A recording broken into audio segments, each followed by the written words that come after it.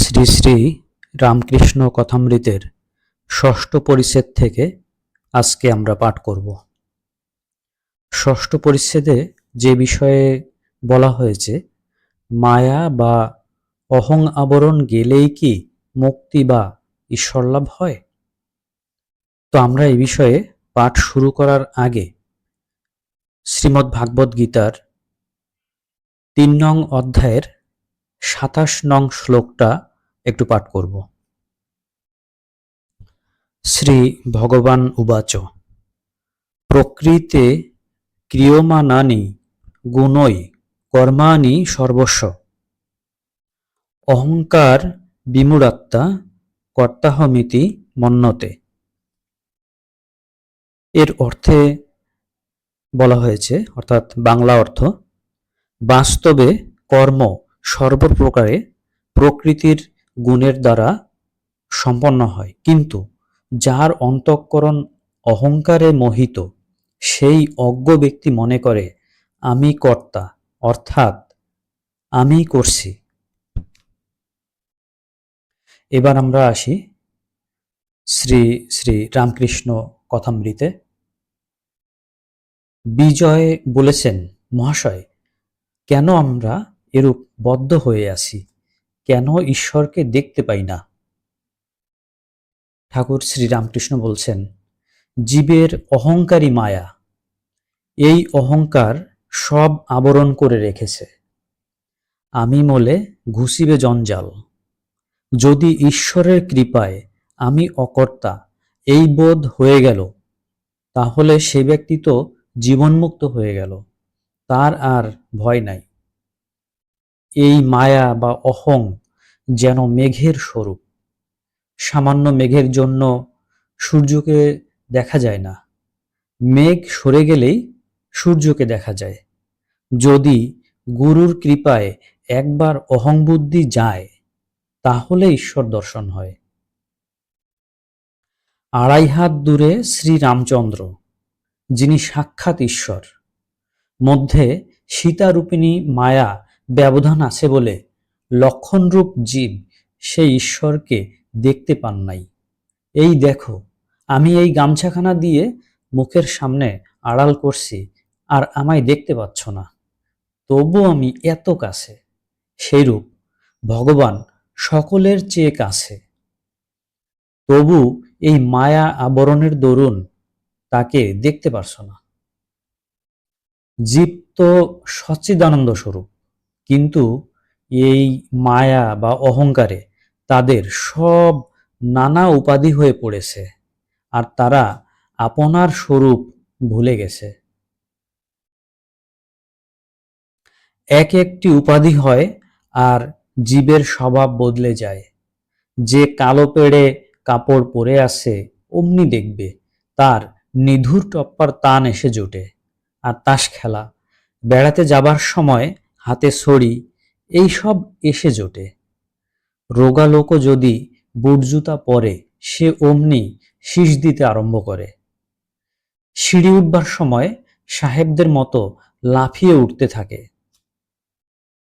মানুষের হাতে যদি কলম থাকে, এমনি কলমের গুঞ্জে সে অমনি একটা কাগজ টাগজ পেলেই তার উপর ফ্যাস ফ্যাস করে টান দিতে থাকবে। টাকাও একটি বিলক্ষণ উপাধি। টাকা হলেই মানুষ আরেক রকম হয়ে যায়, সে মানুষ থাকে না। এখানে একজন ব্রাহ্মণ আসা যাওয়া করত। সে বাহিরে বেশ বিনয়ী ছিল। কিছুদিন পরে আমরা কোন্নগরে গেছিলুম, হৃদে সঙ্গে ছিল। নৌকা থেকে যেই নামছি, দেখি সেই ব্রাহ্মণ গঙ্গার ধারে বসে আছে, বোধ হয় হাওয়া খাচ্ছিল। আমাদের দেখে বলছে, কি ঠাকুর, বলি আসো কেমন? তার কথার স্বর শুনে আমি হৃদেকে বললাম, ওরে হৃদে, এই লোকটার টাকা হয়েছে, তাই এরকম কথা। হৃদে হাসতে লাগলো। একটা ব্যাঙের একটা টাকা ছিল, গর্তে তার টাকাটা ছিল। একটা হাতি সেই গর্ত ডিঙিয়ে গেছিল। তখন ব্যাঙটা বেরিয়ে এসে খুব রাগ করে হাতিকে লাথি দেখাতে লাগলো। আর বলল, তোর এত বড় সাধ্য যে আমায় ডিঙিয়ে যাস? টাকার এত অহংকার।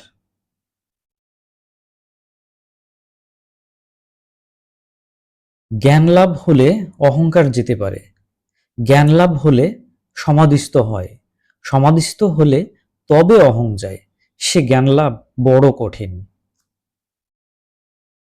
বেদে আছে যে সপ্তম ভূমিতে মন গেলে তবে সমাধি হয়, সমাধি হলেই তবে অহং চলে যেতে পারে। মনের সচরাচর বাস কোথায়? প্রথম তিন ভূমিতে, লিঙ্গ, গুহ্য, নাভি, সেই তিন ভূমি। তখন মনের আসক্তি কেবল সংসারে, কামিনী কাঞ্চনে। হৃদয়ে যখন মনের বাস হয় তখন ঈশ্বরীয় জ্যোতি দর্শন হয়। সে ব্যক্তি জ্যোতি দর্শন করে বলে, এ কি, এ কি?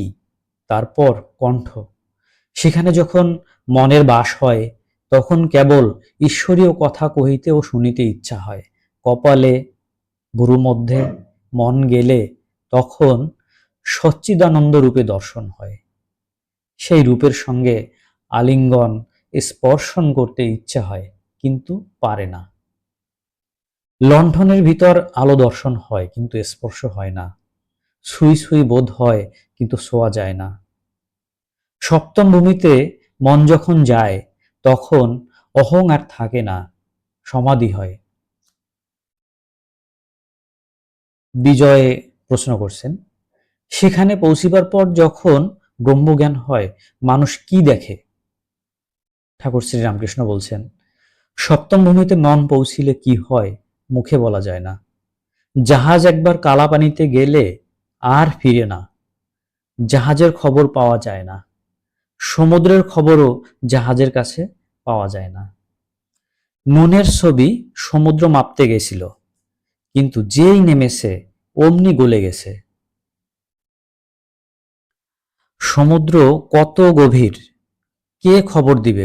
যে দিবে সে মিশে গেছে। সপ্তম ভূমিতে মনের নাশ হয়, সমাধি হয়, কি বোধ হয় মুখে বলা যায় না।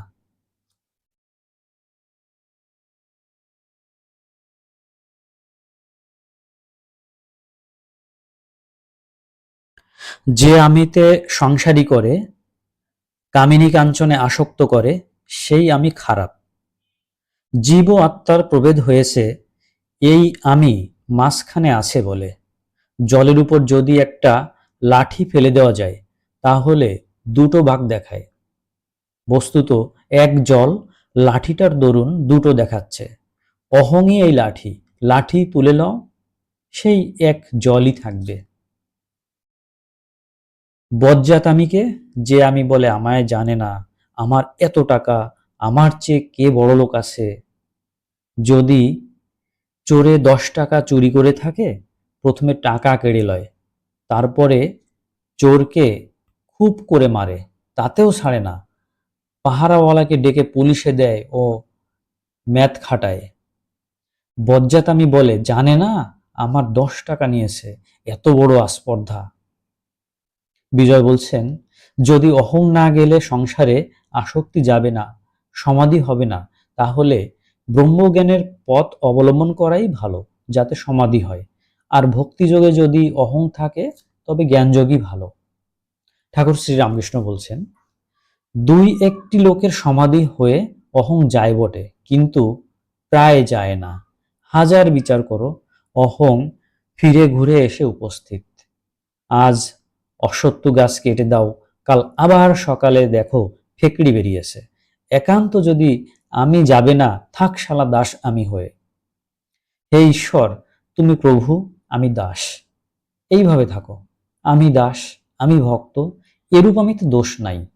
মিষ্ট খেলে অম্বল হয়, কিন্তু মিশ্রি মিষ্টির মধ্যে নয়। জ্ঞানযোগ ভারী কঠিন। দেহাত্মবুদ্ধি না গেলে জ্ঞান হয় না। কলিযুগে অন্নগত প্রাণ, দেহাত্মবুদ্ধি যায় না। তাই কলিযুগের পক্ষে ভক্তিযোগ, ভক্তিপথ সহজ পথ। আন্তরিক ব্যাকুল হয়ে তার নাম গুণগান করো, প্রার্থনা করো, ভগবানকে লাভ করবে, কোনো সন্দেহ নাই। যেমন জলরাশির উপর বাস না রেখে একটি রেখা কাটা হয়েছে, যেন দুই ভাগ জল আর রেখা অনেকক্ষণ থাকে না।